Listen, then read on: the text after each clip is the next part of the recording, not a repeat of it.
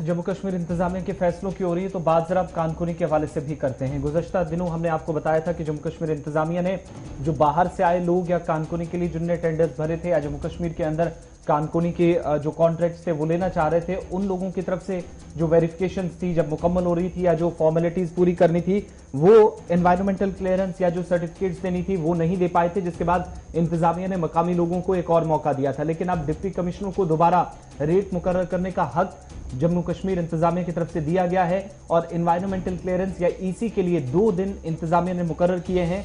गैर कानूनी कानकुनी जो करेंगे उनके खिलाफ कार्रवाई अमल में लाई जाएगी। लेकिन जो पिछला फैसला उस पर एक बार फिर नजरसानी करके बाहर से आए जो लोग जम्मू कश्मीर के अंदर कानकुनी करना चाहते हैं जम्मू कश्मीर के अंदर, इसको लेकर चीफ सेक्रेटरी की तरफ से फैसला लिया गया है कि डिप्टी कमिश्नर्स को रेट मुकर्रर करने का हक होगा। लेकिन बाहर के जो लोग हैं जिनको जो काफी हद तक इस चीज में नाकाम भी रहे थे, जो एनवायरमेंटल क्लियरेंस मुकर्ररा मुद्दत के अंदर नहीं दे पाए थे, इंतजामिया को फॉर्मेलिटीज पूरी नहीं कर पाए थे, उनको इंतजामिया की तरफ से कानकुनी के लिए एक और मौका यूटी के अंदर दिया गया है।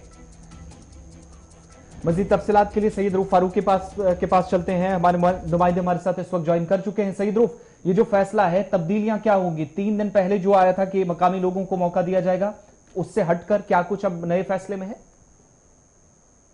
देखिए आसिफ, सरकार का ये जो नया फैसला हुआ है तो ये लग रहा है कि सरकार जो है इनको मौका दे रही है, बार बार इनको जो है अब इनके लिए फैसले, क्योंकि पहले की अगर हम बात करें तो लास्ट ईयर भी इस तरह का आया था कि इन्होंने जो टेंडर्स भरे हैं वो जो इनको टारगेट दिया गया था तो वो पूरा नहीं हुआ है। और अब जब पूरा नहीं हुआ तो सरकार ने उस हवाले से कहा था कि इन लोगों के टेंडर्स खत्म किए जाएंगे। ये लास्ट ईयर से ये प्रोजेक्ट चल रहा है।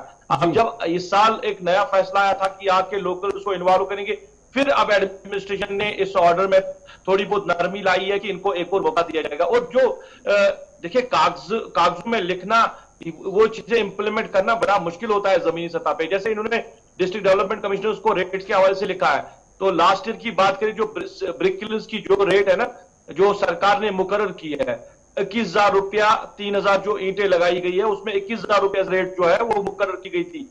तो आज सरकार जरा बताए कि कहां पे 21,000 में 3,000 ईंटें मिलती है। 35,000 की रेट जो है वो पट्टे से मुकर्रर है, 33,000 की रेट है वो पट्टे से मुकर्रर है, ये लोगों को मिल रही है। और सरकार जो ऑर्डर्स इंप्लीमेंट कर रही है जमीनी सतह पे, इन ऑर्डर्स को इंप्लीमेंट करना बड़ा मुश्किल है। और माइनिंग की वजह से जहां आप कंस्ट्रक्शन की बात करें, चाहे सरकारी हम जो इंफ्रास्ट्रक्चर डेवलप करना है या आम लोगों की बात करें, रेट्स इतनी हाई है। आपकी रेट की गाड़ी जो है ये 17, 15, 16, 17, 18 हजार तक आप पहुंची है। तो इसको कोई देखरेख नहीं कर रहा है। और उन्हीं लोगों के लिए आप नए से जो ऑर्डर्स आपने पहले बनाए हैं उनमें थोड़ी बहुत नरमी ला रहे हैं, तो ये चीजें जो है इससे मनफी असर पड़ रहे हैं और डेवलपमेंट पे काफी ज्यादा फर्क पड़ रहा है। आपको रेत की बात करें, आपको पत्थर की बात करें या बाजी की बात करें या ईंट की बात करें, रेट जो है वो आसमान को छू रही है।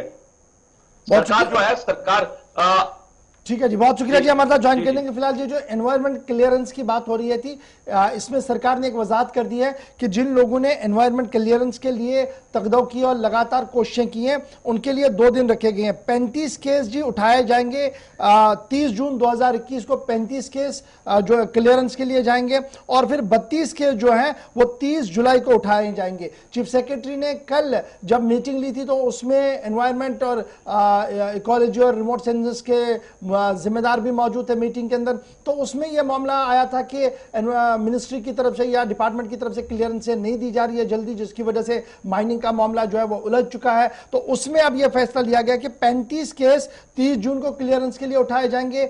1 गो में देखा जाएगा कि क्या वो एलिजिबल है या नहीं है, और फिर 32 केस जो है वो 30 जुलाई को उठाए जाएंगे ताकि क्लियरेंस हो। तो उसके बाद एक सिचुएशन क्लियर होगी कि कितने लोगों को क्लियर किया गया और कितने लोग ऐसे हैं, कितने ब्लॉक्स ऐसे बचेंगे जिन्हें क्लियर नहीं किया जाएगा। और उसके साथ ही कल ही चीफ सेक्रेटरी ने यह बात भी साफ कर दी कि जिनकी फाइलें पेंडिंग रहेंगी उनके लिए दोबारा से ई ऑक्शनिंग की जाएगी, क्योंकि मामला सिर्फ ई ऑक्शनिंग के जरिए से ही आगे बढ़ाया जाएगा।